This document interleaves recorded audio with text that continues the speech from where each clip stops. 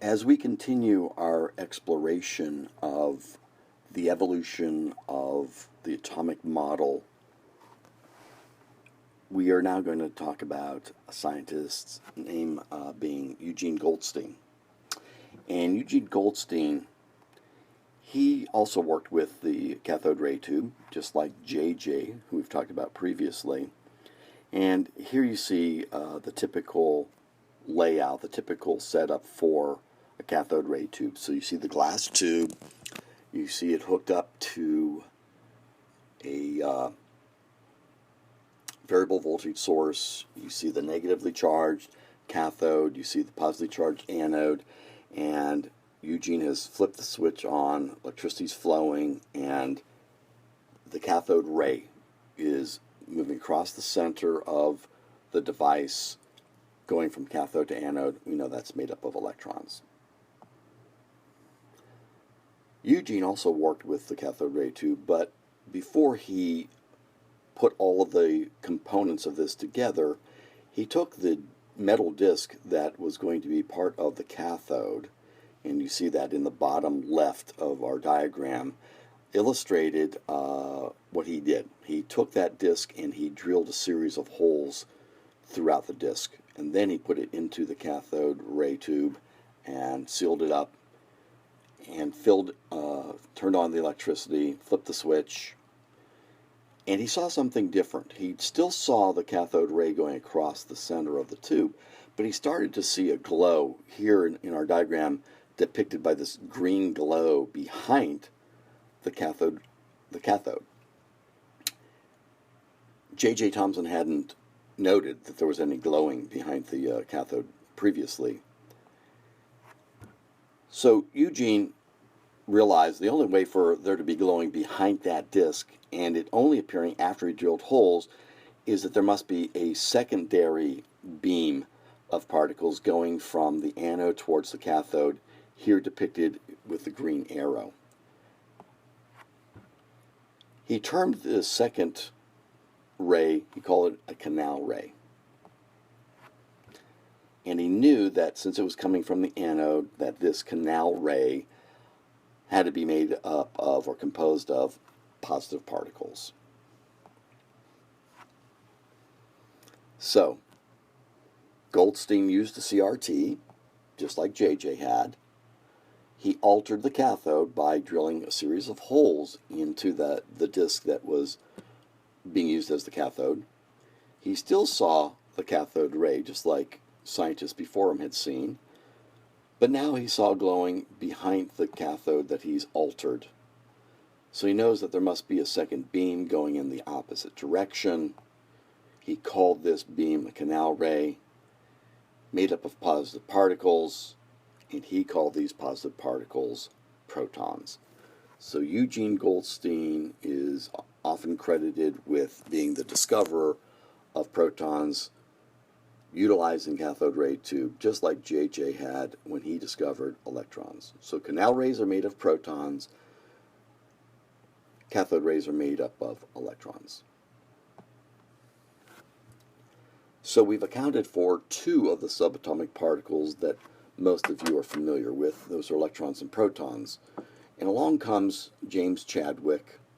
And Chadwick, he actually worked in the same lab with Ernest Rutherford. Remember, Rutherford was the discoverer of the nucleus.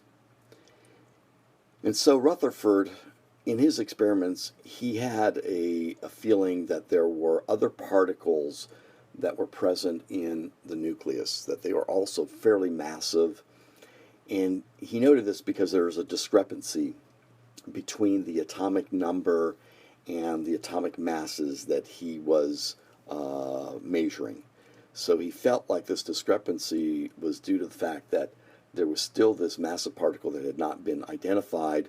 So he assigned Chadwick the task of trying to figure out what these particles were and what their nature would be.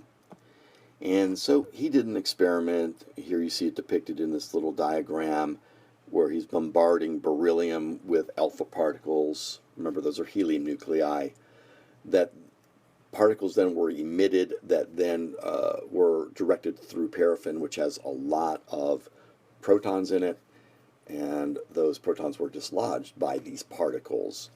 He noted that these particles also did not react when they were in an electrical or magnetic field, so he knew that they didn't have a charge on them.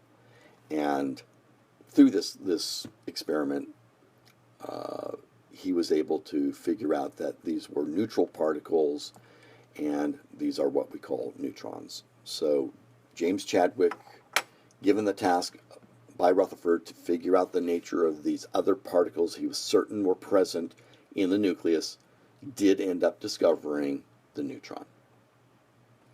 So now we've got neutrons, protons in the nucleus, we've got a nucleus discovered by Rutherford, and we've got electrons orbiting outside of the nucleus, those discovered by J.J. Thomson. Now let's talk about another fellow, an American, Robert Millikan. And Millikan was famous for an experiment known as the oil drop experiment. Some of you later on in your high school career, if you take senior physics, sometimes this experiment is done in a senior physics course. Here you see the setup of his experimental procedure. He's got droplets that he is charging.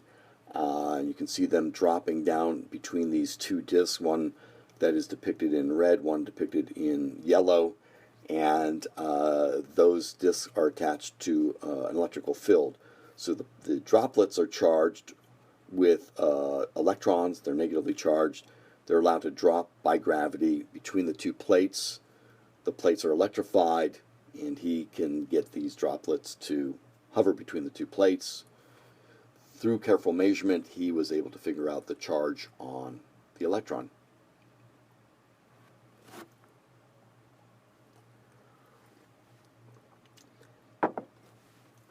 And from that, he was able to use information that J.J. had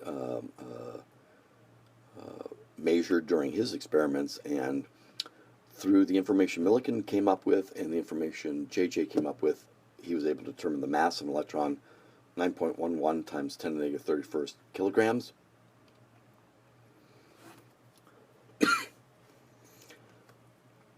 And later on, other scientists then were able to figure out the mass of both the proton and also of the neutron, both much more massive than the electron, both approximately equal in mass, 1.67 times 10 to the negative 27th kilograms. So you can see pretty readily there's quite a difference between the mass of a proton or neutron compared to an electron. That means most of the mass of an atom would be centered in the nucleus and would be due to the protons and the neutrons. So that tells us that they're both about 2,000 times the mass of electrons. So electrons are much, much smaller. They don't contribute nearly the same mass as protons and neutrons do to the entire atom.